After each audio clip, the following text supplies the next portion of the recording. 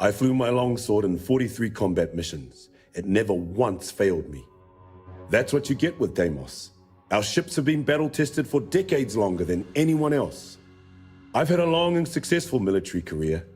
Deimos starships have played a major part in it.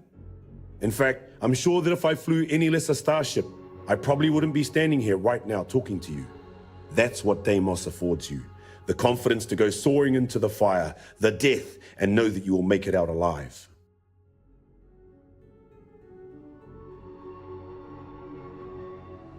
The moon got its name before anyone built anything on it. Deimos, dread, the smaller, dimmer companion trailing behind Mars, too faint to cast real light and too distant to feel like company. Someone, at some point in the long chronicle of human expansion, looked at that particular rock and decided it was the right place to build warships. And nobody thought that was strange. That's the thing worth sitting with. Not the warships themselves. We've always built those.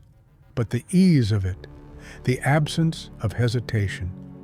By the time Deimos Staryards became one of the most recognizable names in the settled systems, the idea that a corporation's entire purpose was the manufacture of instruments capable of ending human life had been so thoroughly normalized that the company could advertise in New Atlantis, maintain a respectable reputation, and position itself, without irony, as a contributor to galactic peace. Peace. The word appears in the same breath as hull plating and weapons hardpoints and reinforced bulkheads designed specifically to absorb the kind of punishment that only other weapons can deliver. We do this, humans do this, with remarkable consistency across every era we've managed to document. We reach a certain level of complexity, a certain fragile equilibrium between competing powers, and we call it stability. Then we spend the next several generations building everything we would need to shatter it, just in case someone else does first. The settled systems in 2330 is no different from the civilizations that came before it. If anything, it is their purest expression, because here the frontier is wide enough and the powers numerous enough that deterrence becomes the only coherent philosophy anyone can agree on. The argument for peace through strength isn't even controversial anymore. It is just the way things are. Deimos Staryards didn't invent that argument, but it may be its most faithful architect. The question that opens this, and that will stay with us through everything that follows, is not whether Deimos is good or evil. That framing is too small for what is actually happening here. The question is whether a civilization that genuinely wants peace can build it this way, whether the logic of deterrence, faithfully pursued across generations, actually produces the quiet it promises, and what it means that we keep choosing this answer century after century, even when the evidence of what it costs is written across every contested system in the galaxy. Stand on the surface of Deimos for long enough, and you begin to understand why it was chosen for this particular purpose. Not because it's beautiful, it isn't. Not because it's strategically optimal, though that argument has been made, and likely was made, seriously, by people in rooms deciding where to place the future of shipbuilding. But because of what the place feels like, if you allow yourself to feel it. Small, dark, perpetually off-center, never quite facing you directly, always in the shadow of something larger. Mars looms.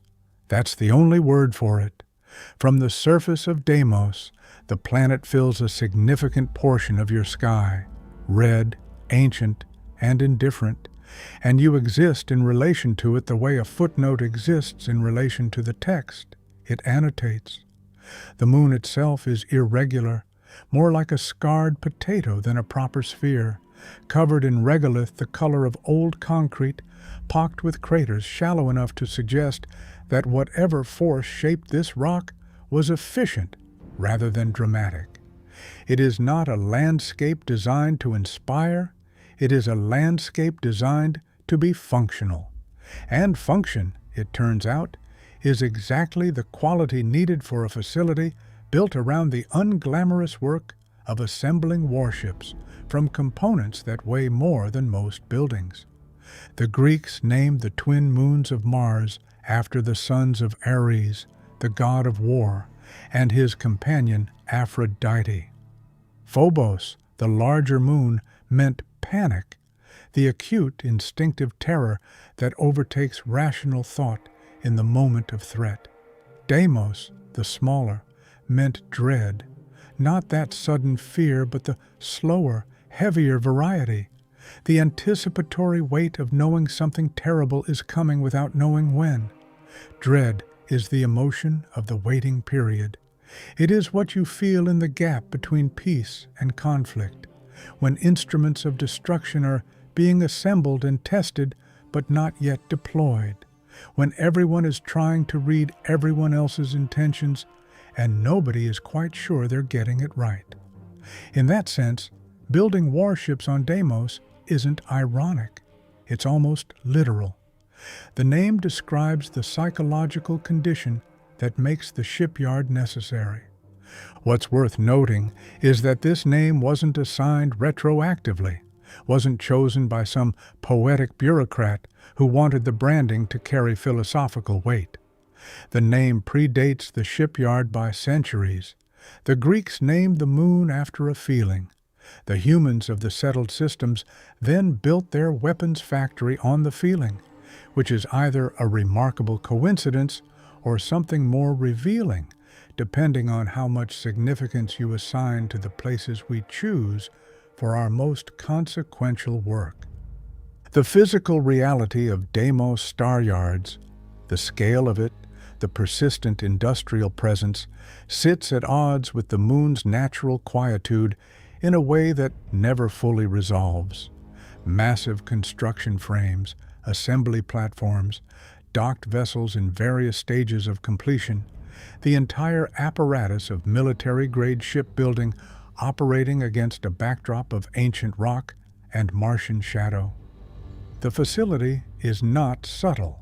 You can see the lights from certain approaches to Mars, a cluster of brightness against the dark, surprisingly intense for something so far from the sun, suggesting that whatever is happening inside those construction bays, it does not stop.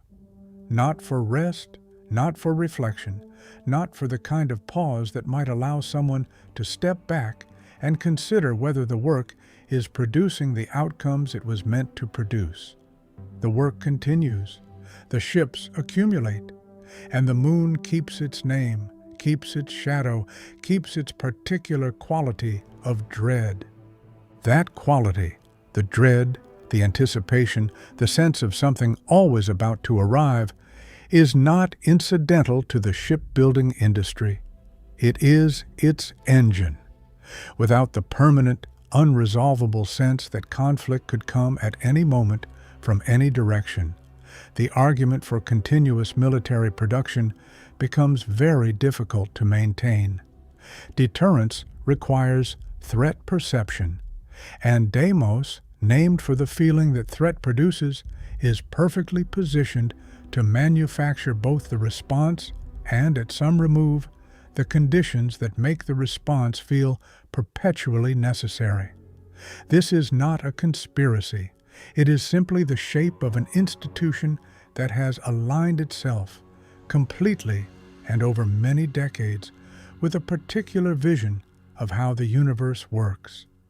That vision, that dread, is the appropriate baseline orientation toward other civilizations, other powers, other ships traveling through shared space, is so embedded in the settled systems by 2330 that questioning it requires a conscious act. The moon just sits there in the shadow of Mars, quiet and cold, and lit from within by the lights of the shipyard that never stops. And the work goes on. The settled systems did not produce Deimos Staryards by accident.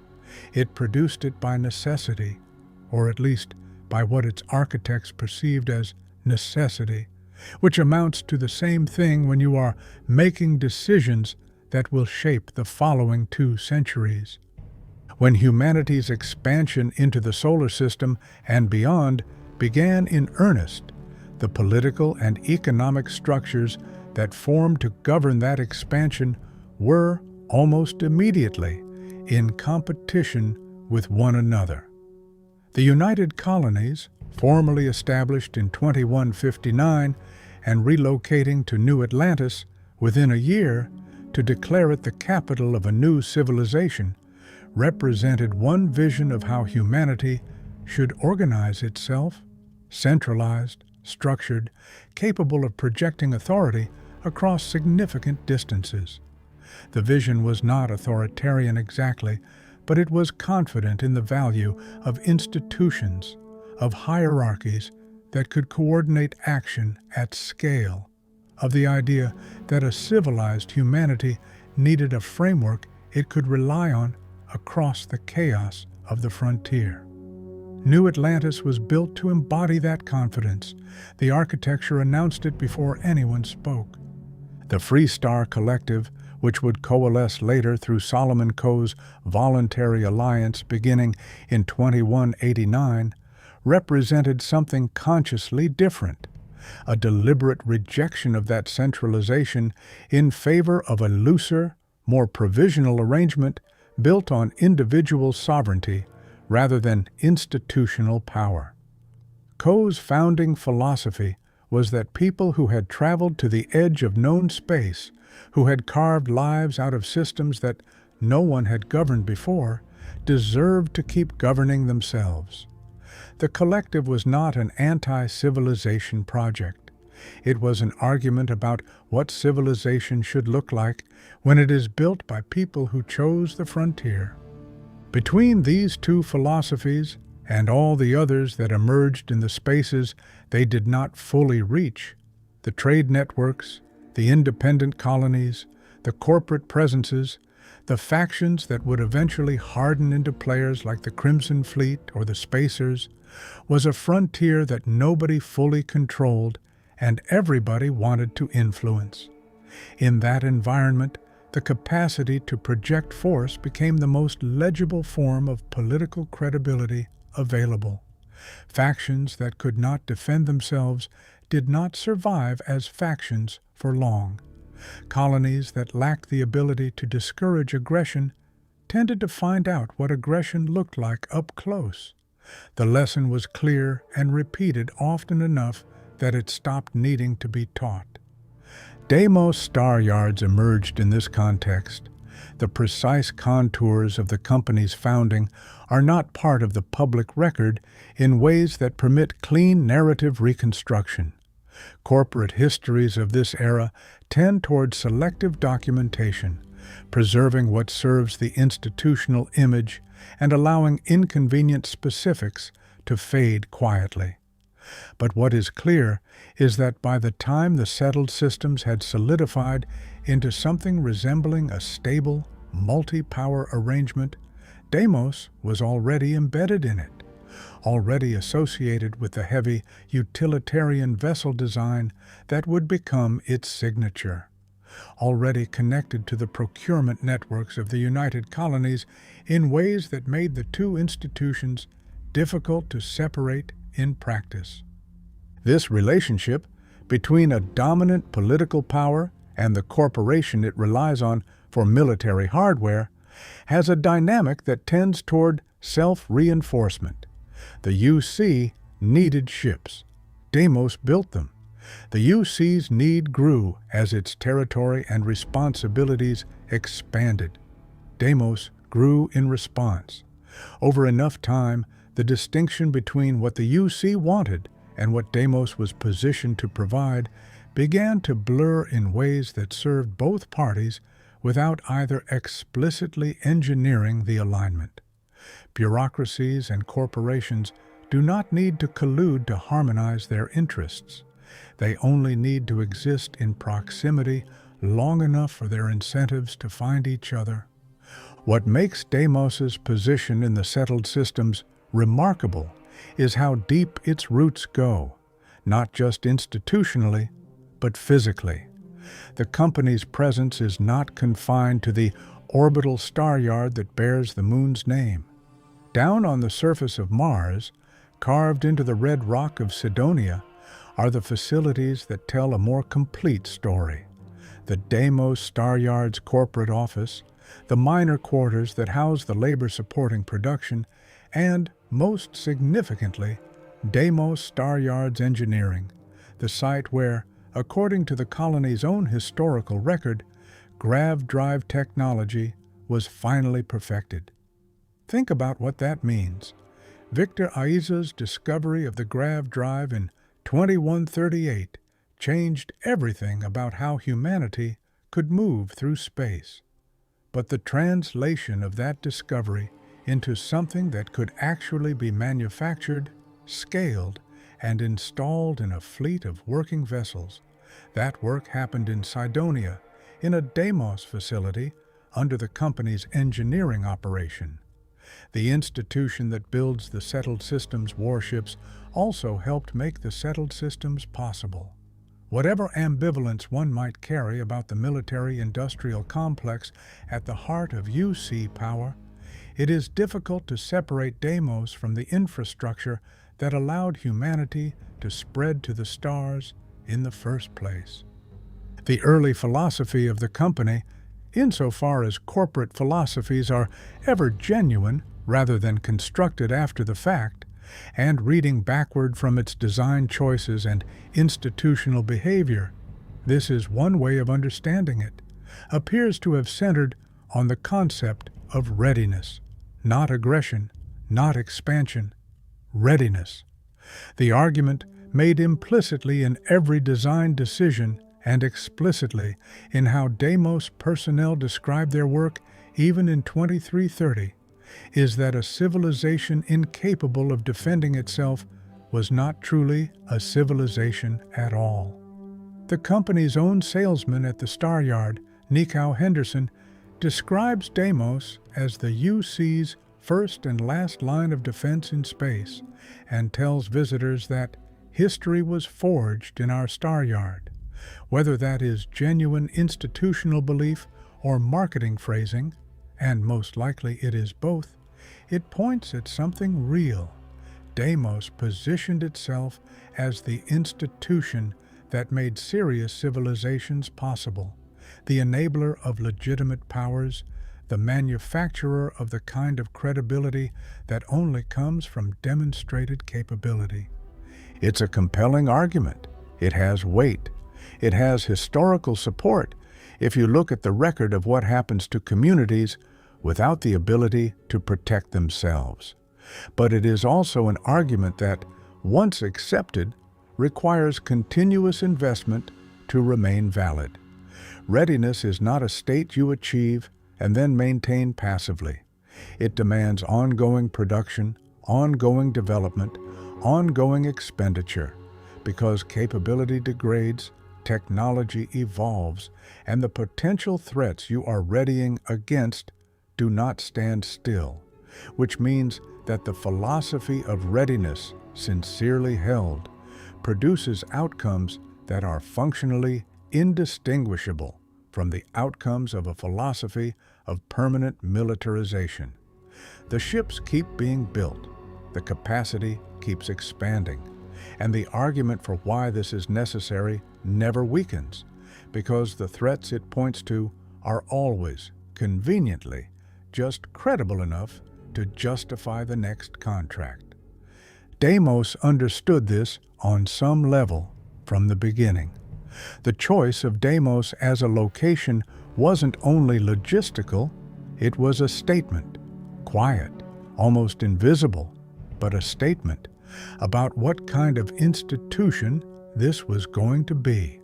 Not a temporary response to a temporary condition, a permanent feature of the civilizational landscape, something that would still be there, still building, whatever the political weather happened to be.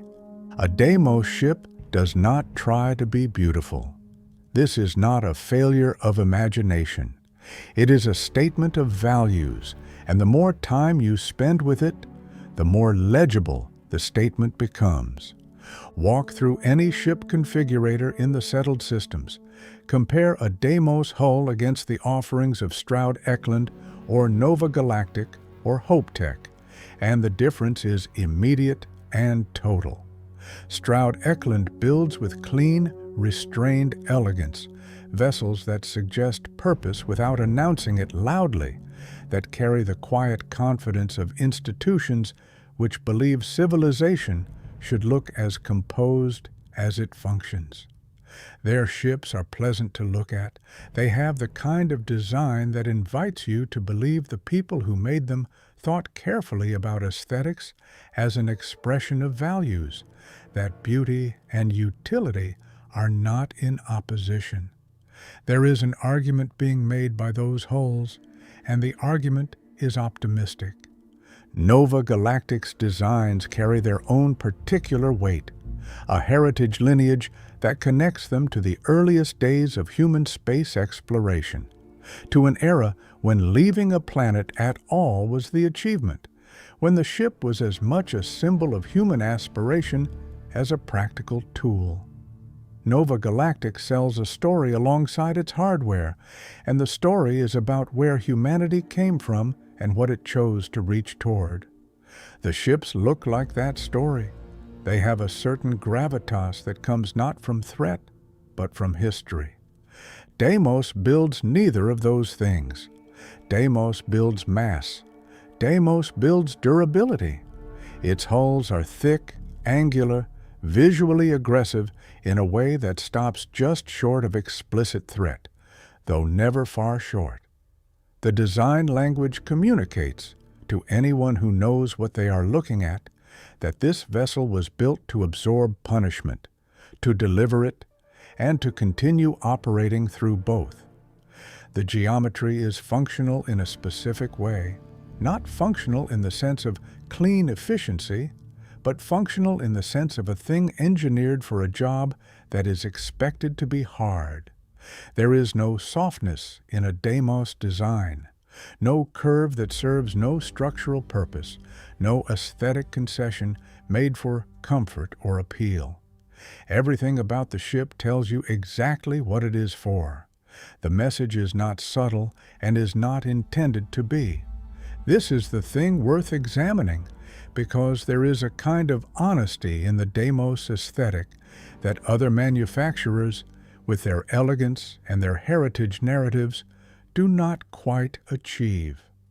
Those beautiful ships are also weapons, or can become weapons, or are built on the same fundamental architecture that military applications share with civilian ones. The civilizing veneer on a Stroud-Eklund hull does not change what it is capable of becoming in the right or wrong hands and context. Deimos simply refuses the veneer. Its ships look like what they are, and in doing so, they make visible something that the rest of the industry, and by extension much of the settled systems, prefers to hold at a slight remove from clarity. Design is always ideology, or at least it is always legible as ideology. The choices a manufacturer makes about how a product should look reflect what that manufacturer believes or wants customers to believe about what the product is actually for. Reading the settled systems ship manufacturers this way, one could infer that Stroud-Eklund's elegance argues that military capacity is compatible with civilization, that you can build a capable fighting vessel and still be a cultured institution. Nova Galactic's heritage framing, one could argue, suggests that military hardware is a natural extension of exploration, of the same aspirational impulse that first put people in space. Both arguments, on this reading, are performing something, a softening, a contextualizing, a reframing of what the hardware fundamentally is. They are asking the customer to hold the product in a certain light, so its other qualities become less vivid. Deimos asks nothing of the kind. A Deimos hull says, plainly and without apology, that this is a machine engineered for conflict, designed by people who take conflict seriously, and sold to people who understand that the universe does not reward unpreparedness. The communication is direct, the intention is clear, and there is a case, understated, not triumphant, but real, that this directness represents its own form of intellectual honesty, that a civilization willing to look at what it's building without softening the image is, in some small measure, more self-aware than one that dresses its warships in the language of exploration and cultural refinement. Whether that honesty constitutes integrity or is simply a different kind of rationalization, the rationalization of bluntness rather than of beauty, is a question worth sitting with. But the aesthetic choice was made, and it was not made passively. Deimos chose this identity. Every design generation, every hull iteration, every decision about what to emphasize and what to eliminate reinforced the same message. We build what the universe requires. We do not dress it as something else. And we believe that clarity about our purpose is more honest than comfort. The ships themselves, heavy combat vessels, reinforced freighters, military transports built for endurance over elegance, carry this philosophy in every structural decision. They are not subtle objects. They occupy space with a deliberate gravitational weight, a confidence that comes from being engineered around the assumption that whatever they encounter, they are built to outlast it. That is not an aesthetic accident. That is a complete worldview expressed in metal and reactor output and weapons hardpoint placement. A worldview that says the universe is hostile, readiness is virtue, and the capacity to project force is the closest thing to security that actually exists. There is also something worth considering about what it might mean to crew one of these ships over years. The vessel you live aboard shapes the way you move through space, the way you interpret what you encounter, or so one might reasonably infer from what the design communicates. A Stroud-Eklund interior, with its restrained elegance, seems to invite a certain relationship between crew and frontier, one in which the journey has something like dignity, in which the ship is an extension of a civilized self moving through uncivilized territory. A Deimos interior offers something arguably different, a constant physical reminder that the territory is dangerous, that the ship is a weapon you happen to also sleep in, that the distinction between defensive posture and offensive capability is a matter of orders rather than architecture. If that inference holds, and you can't spend time aboard these hulls without feeling the weight of it, then the ships don't just reflect a worldview, they transmit it. Living with that worldview, building your entire institutional identity around it, changes how an organization sees everything. Threats become self-evident. Capability becomes the primary measure of worth. And the question of whether the worldview is producing the reality it describes, or whether the reality is partly a product of the worldview, becomes very difficult to raise from inside the institution that holds it. Between 2308 and 2311, the settled system stopped being a place where tensions were managed and became a place where they were answered. The Colony War, the most destructive conflict the settled systems had yet endured, fought with xeno-weapons and mechanized combat units that no previous war had deployed, drew its front lines between the United Colonies and the Free Star Collective, two visions of human organization that had coexisted with increasing friction and finally found the friction intolerable. The causes had been accumulating for almost a century. The Treaty of Narion, signed in 2216 to end the Narian War, had set a clear boundary. Neither power could settle beyond its treaty-defined systems. But the treaty left the word outpost undefined, an ambiguity that both sides exploited for generations, each pushing toward the letter of the law while ignoring its spirit.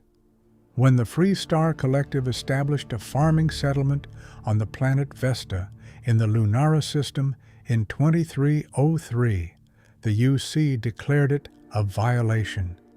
The frustration of those years was real and widely felt.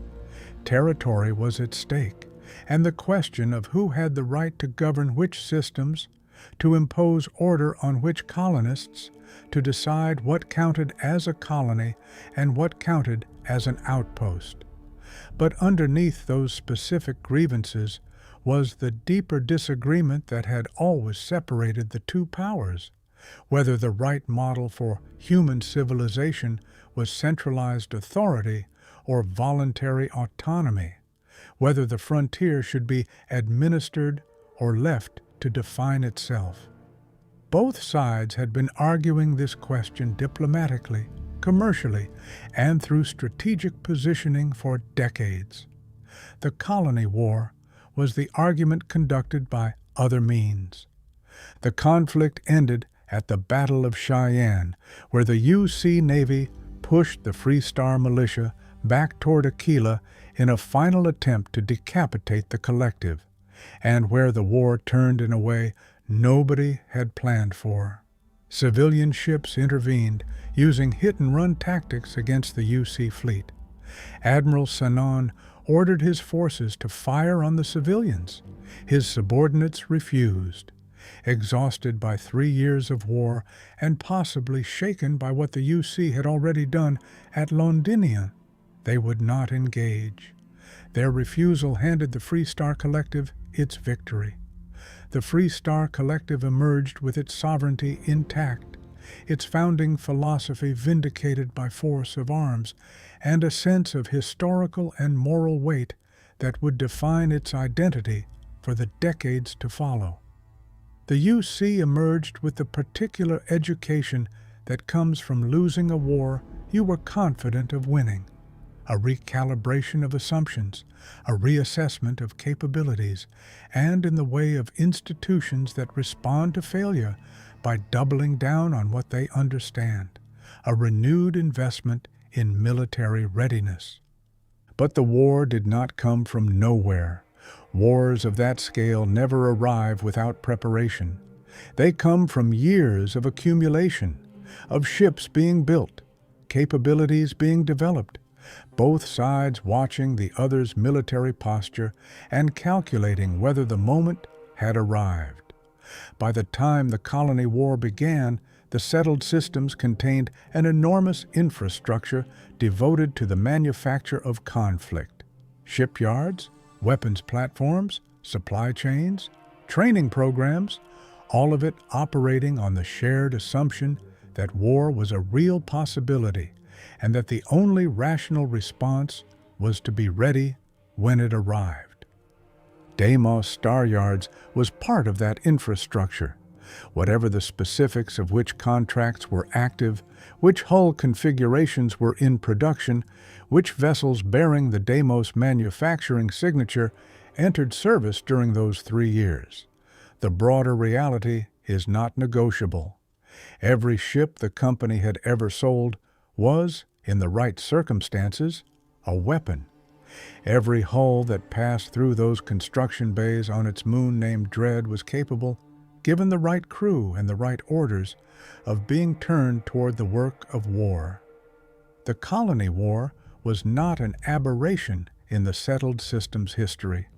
It was the actualization of what the settled systems had been quietly, industriously building toward for decades, not by malice, by preparation. The arithmetic of the defense industry has a logic that tends not to be stated directly. A company like Deimos does not, in its own framing, builds ships that start wars.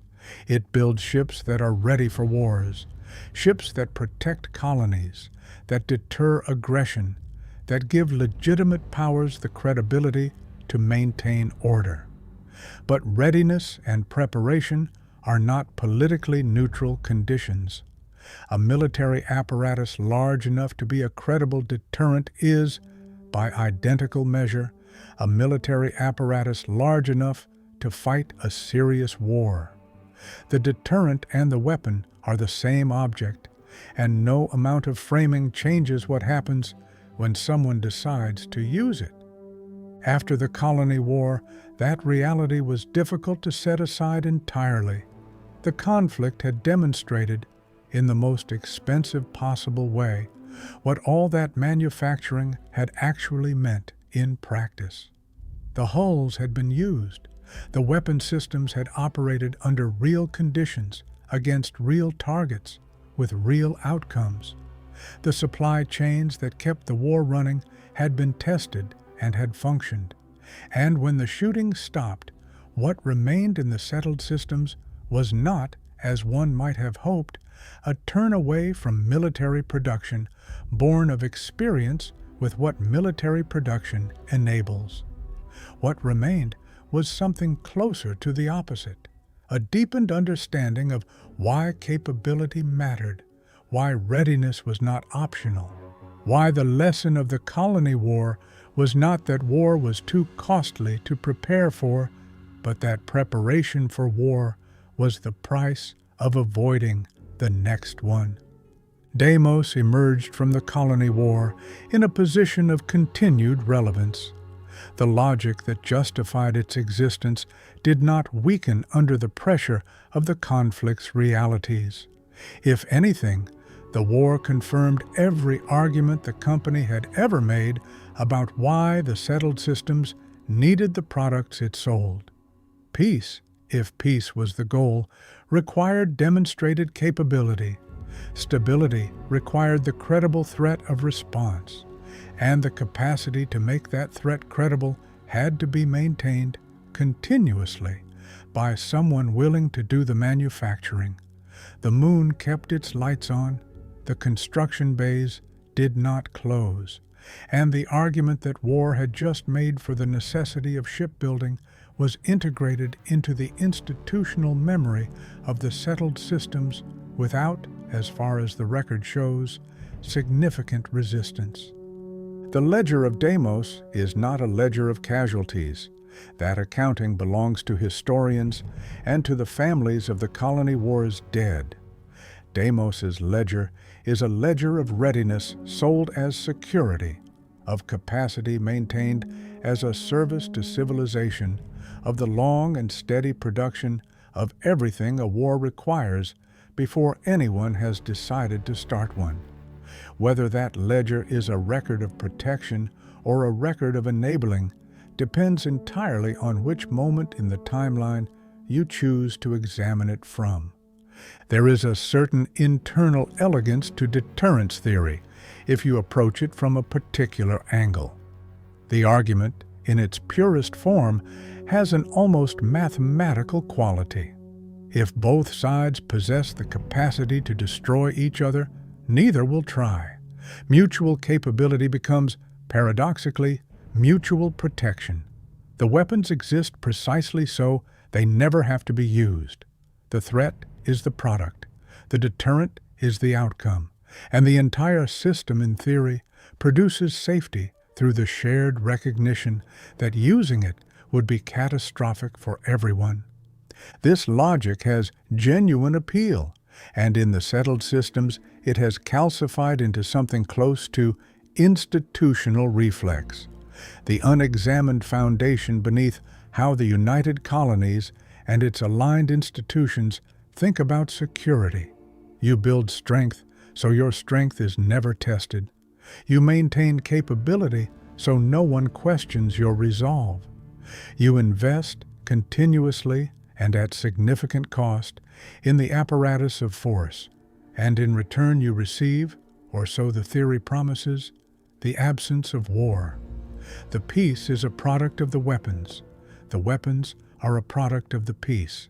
The cycle is self-contained, and crucially, it is self-justifying. Every day that the weapons are not used is offered as evidence that the weapons are working. What deterrence theory is systematically silent about is what happens to the institutions built to sustain it. A company like Deimos Staryards exists because deterrence must be maintained. But from a practical standpoint, maintaining deterrence is operationally indistinguishable from preparing for war. The ships built for deterrence are the same ships that would be deployed in the conflict the deterrence is supposed to prevent. The technologies developed to make the deterrent credible are the technologies that would be used in actual combat.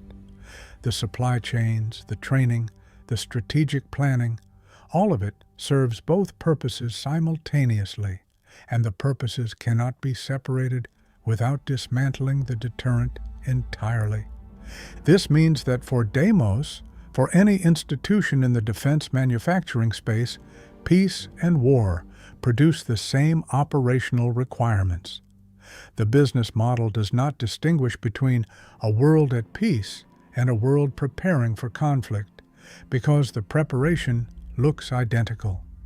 Hull plating is equally thick in a deterrence posture and in a war footing.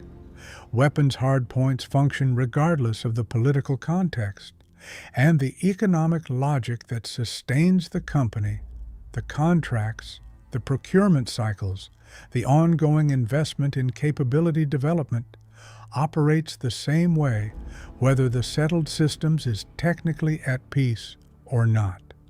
This is not primarily a cynical observation about corporate motivation. It is an observation about the structural logic of an institution aligned entirely with permanent readiness. Once you have built the apparatus of deterrence, the manufacturing base, the institutional relationships, the intellectual culture of threat assessment, you have an enormous investment in the belief that deterrence is the right approach. The organization's survival in every dimension depends on that belief remaining credible and widely held. And so the institutions that build the weapons of deterrence become, inevitably and without any deliberate conspiracy, among the most consistent advocates for the worldview that requires those weapons. Not because of cynicism, because of alignment. The institution's interests and the ideology it promotes are the same object, and they reinforce each other continuously. The United Colonies operates entirely within this logic. Its strategic posture, from the structure of its military, to its relationships with defense contractors, to its diplomatic stance toward the Free Star Collective and the other powers of the settled systems, is organized around the foundational premise that strength prevents conflict. And within that posture, Deimos occupies an indispensable position, the manufacturer whose products give the deterrent physical reality, whose hulls translate strategic doctrine into actual steel and reactor cores and weapons capable of making the threat credible.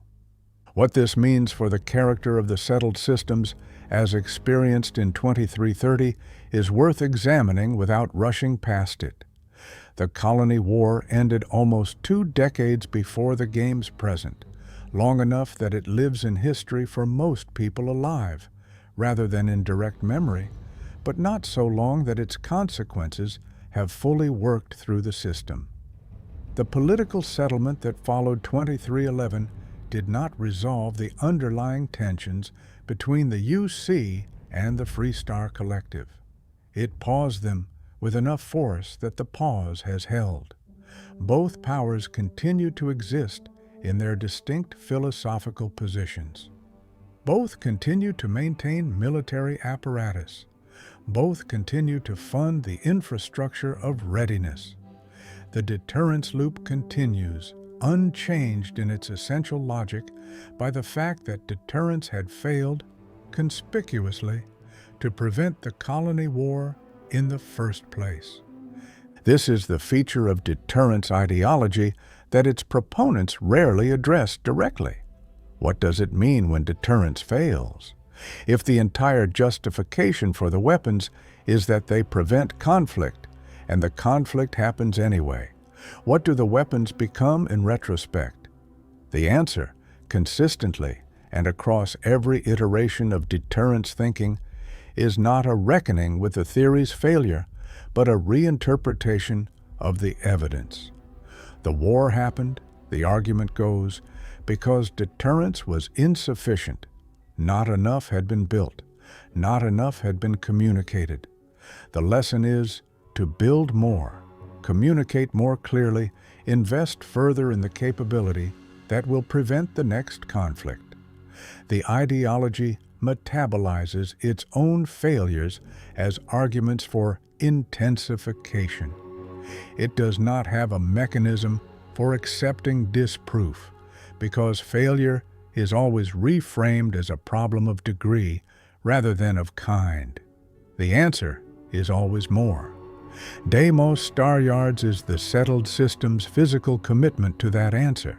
Its continued operation, its ongoing production, its comfortable presence in the capital, all of it represents the civilization's ongoing vote for the proposition that the way to prevent the next colony war is to be more ready for it than you were for the last one. The moon named Dread keeps its lights on, and the argument keeps making itself in the only language deterrence really speaks.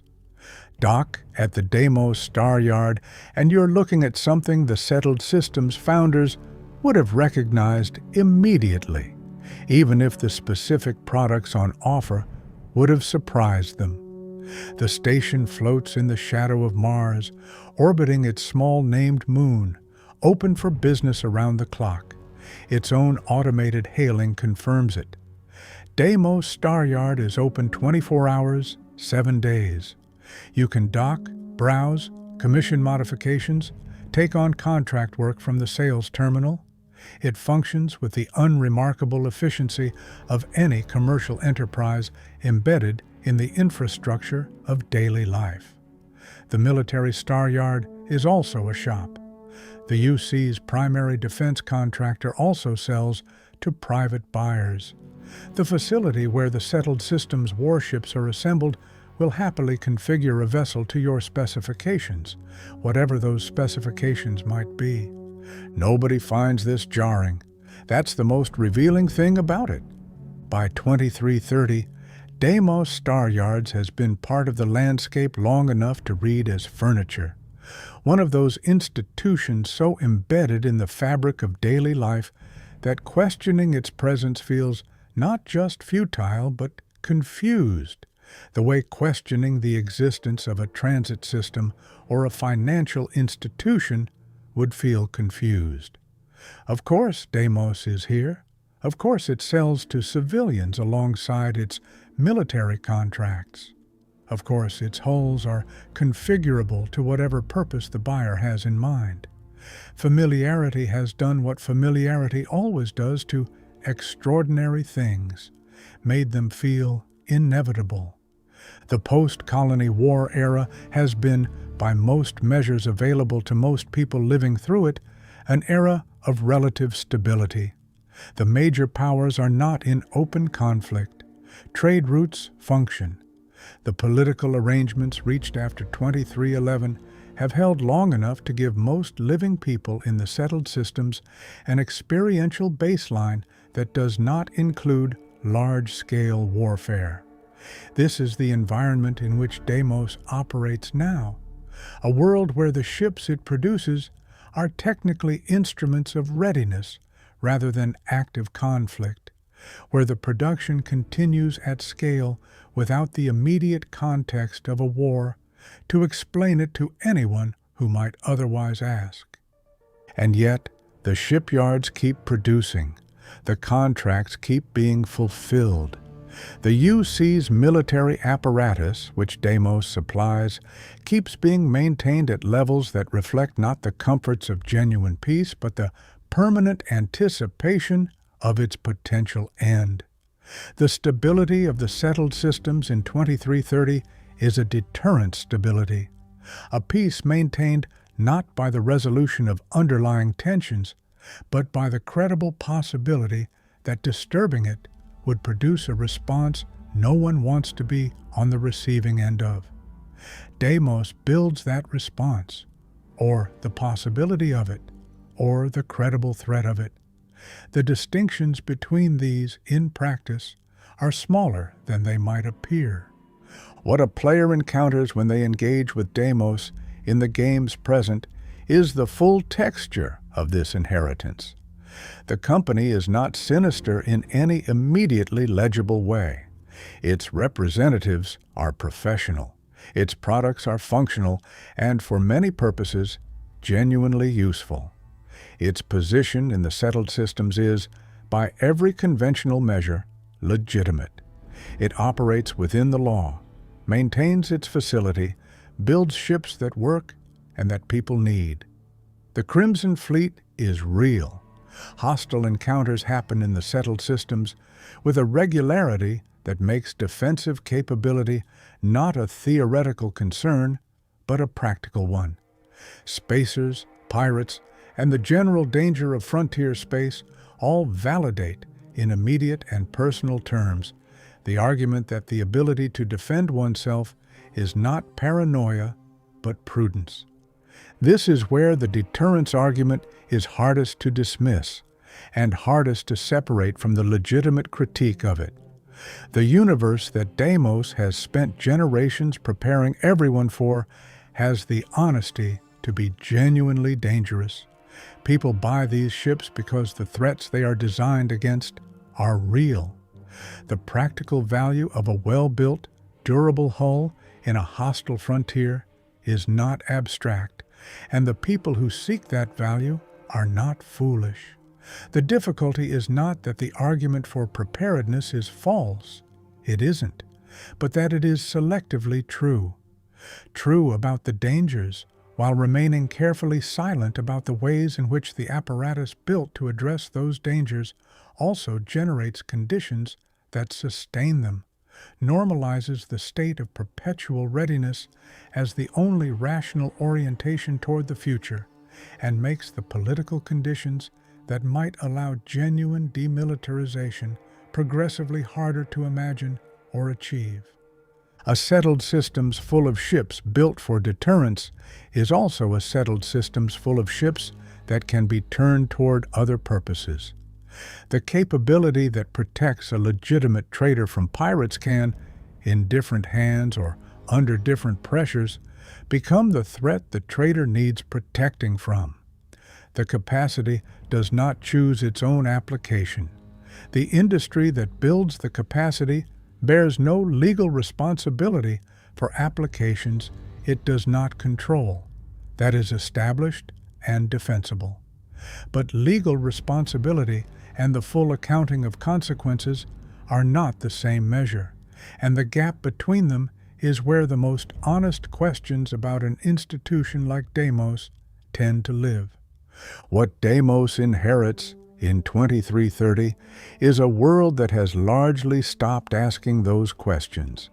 The ideology of deterrence, the normalization of military hardware in civilian life, the comfortable presence of the defense industry in the corridors of the capital. These are not contested positions in the settled systems.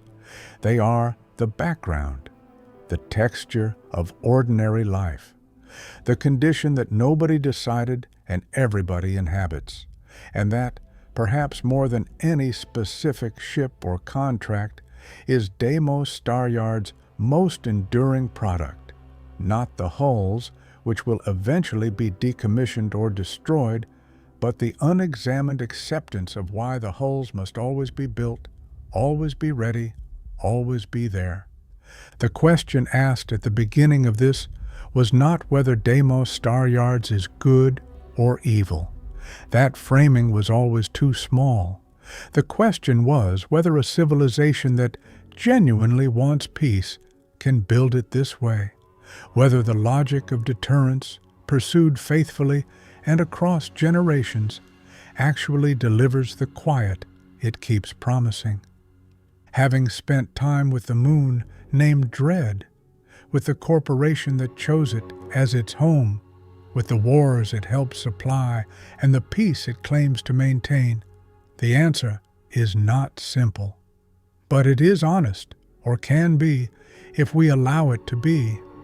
Deterrence works, sometimes, in limited ways, for limited periods, under specific conditions. It has probably prevented conflicts that would otherwise have happened. The capacity for mutual destruction has, at certain moments in the settled system's history, given parties pause that led them back from the edge. This is real and should not be dismissed in the name of a cleaner critique. The people who build the apparatus of deterrence, the engineers on Deimos, the hull welders, the designers who choose the angle of a bulkhead, the procurement officers signing contracts, are not choosing war. Most of them are, genuinely, trying to prevent it. The sincerity of that intention is not in question. But deterrence does not end. That is the one thing it cannot do, because ending would require accepting vulnerability, and vulnerability is precisely what deterrence defines as the unacceptable condition. And so the moon keeps turning, the lights in the construction bays stay on through every political season, the ships accumulate beyond any particular accounting, and the peace that was promised becomes increasingly hard to distinguish from the permanent anticipation of its failure. Dread, the Greeks said, not the fear of what is here, but the weight of what is coming, the mood of the waiting period. The settled systems lives in that mood. It has furnished the mood, made it comfortable, built a civilization inside the anticipation of catastrophe, and called the result security. The most unsettling part is how reasonable it looks from the inside. The Staryards sales terminal is professionally maintained. The hull options are genuinely impressive.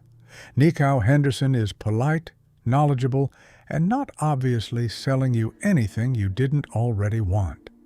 The argument for any specific purchase, this ship, this configuration, this capability, is almost always rational, almost always grounded in a real need, almost always supported by evidence that the frontier is dangerous and that dangerous frontiers reward preparation. No single transaction looks wrong. No single contract, evaluated on its own terms, is obviously indefensible. It is only when you step back far enough to see the whole, the cumulative production, the self-reinforcing ideology, the civilization organized around the permanent impossibility of genuine peace, that the shape of something troubling becomes visible. Civilizations are not remembered by their ideals. They are remembered by what they built, by the physical objects that outlasted the arguments used to justify them. The monuments of previous eras stand not as vindications of their builders' intentions, but as evidence of their builders' priorities, regardless of how those priorities were explained at the time. The settled systems is building its own monuments. Some of them are extraordinary. New Atlantis with its architectural ambition, neon floating above Voli Alpha, the research stations and the universities, and the infrastructure of a civilization that, at its best, is genuinely trying to build something worth having. And then there are the construction bays on Deimos, lit from within, never stopping, manufacturing the hulls that everyone agrees are necessary, and almost no one has fully examined. Those are monuments too, and they will be read accordingly. They will outlast the specific contracts that produced them, the specific threats that were cited to justify them, the specific political arrangements that required them. They will remain as evidence of what the settled systems believed at this particular moment in its history, about the nature of the universe and the best way to survive in it. The lingering question, the one worth carrying out into whatever part of the settled systems you find yourself moving through next, is whether the civilization that builds these things has made peace with what it's building, or whether it has simply stopped looking at it long enough to forget the question was ever open. Whether the normalization is a sign of maturity, of a civilization that has found a workable arrangement with its own capacity for violence, or whether it is something quieter and more troubling, a forgetting. The moment when the question stopped being asked, not because it was answered, but because the asking became unfamiliar. Deimos Staryards will keep building either way. The moon named Dread will keep turning in the shadow of something larger, and somewhere in the gap between the peace that is promised and the dread that sustains it, the settled systems will keep deciding quietly, every single day, what kind of civilization it actually is. The archive is open. The question remains. We'll keep looking